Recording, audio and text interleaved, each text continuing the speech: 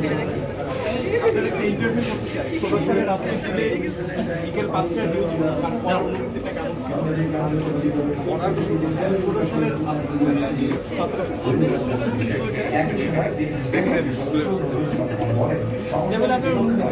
তবে তা হতে হবে না তোমরা হ্যাঁ এর সাথে জানার পাশে লাইট ভালো না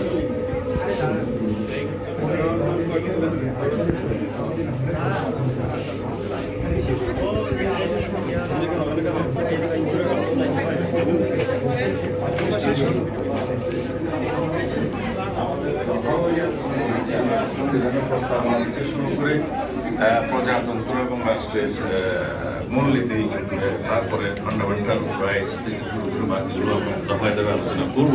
সংবিধান সংশোধনের বিষয়ে যে সমস্ত মৌলিক প্রস্তাবাবলী আপনারা দিয়েছেন সেই বিষয়ে জাতীয় ঐক্যমত্য কমিশনের মেয়াদ নির্দিষ্ট সময়ের মধ্যে রাজনৈতিক দলগুলোর ঐক্যমত্যের ভিত্তিতে জুলাই সনদ তৈরি করতে চায় এই কমিশন।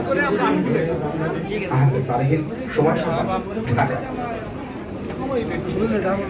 সংসদ ছাড়া দেশের কোনো নির্বাচন কাজে আসবে না বলে এগিয়ে আসার আহ্বান তার। সম্প্রতি ইউরোপীয় ইউনিয়নের আমন্ত্রণে বেলজিয়ামের ব্রাসেলস সফর করেন জামাত ইসলামের আমির ডক্টর শফিকুর রহমান সহ দলটির 5 সদস্যের প্রতিনিধি দল। এ বিষয়ে বিস্তারিত তুলে ধরতে বৃহস্পতিবার রাজধানীর গুলশানে দ্য ওয়েস্টিনে সংবাদ সম্মেলনের আয়োজন করা হয়। সংস্কার ছাড়া নির্বাচন দেওয়া হলে সেই নির্বাচন কাজে আসবে না জানিয়ে জামাত আমির জানান, অতিরিক্ত সময় যাতে না নেওয়া হয় সে বিষয়েও খেয়াল রাখতে হবে। আরেকটি প্রশ্নবিদ্ধ নির্বাচন জামাত চায় না বলে ইউরোপীয় ইউনিয়নকে জানানো হয়েছে বলেও জানান তিনি। আমরা বলেছি যে এই সংস্কারগুলো সাধন না করে যে নির্বাচন হবে, এই নির্বাচন গণতন্ত্রের, আমি জিতে গেলে নির্বাচন সুষ্ঠু, হেরে গেলে দুষ্ট নামস্যতা থেকে বেরোয় আসবে। লন্ডনে বেগম খালেদা জিয়ার সঙ্গে সাক্ষাতের বিষয়ে তিনি বলেন, শুধু বিএনপি চেয়ারপারসনকে শারীরিক অবস্থার খোঁজ খবর নিতেই বেলজিয়াম থেকে লন্ডনে যান। সেখানে রাজনৈতিক বিষয় নিয়ে আলোচনা হয়েছে বলেও জানান জামাত আমির। আমাদের মূল উদ্দেশ্যই ছিল ওনাকে দেখা। আমি অনেক দায়িত্বশীল নেতৃত্ব এক জায়গায় বসবার রাজনীতির কোনো কথা হবে না, এটা কি বাস্তব না।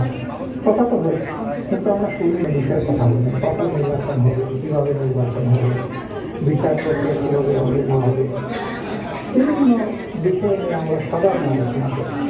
ডাক্তার শফিকুর রহমান জানান, এই সফরের লক্ষ্য ছিল ইউর সঙ্গে সম্পর্ক ঘনিষ্ঠ করা। সফরে রাজনীতি, অর্থনীতি, ব্যবসা বাণিজ্য সহ রোহিঙ্গা সংকটের মতো গুরুত্বপূর্ণ বিষয়েও আলোচনা হয়েছে। আলতাফ হোসাইন, সময় সংবাদ, ঢাকা।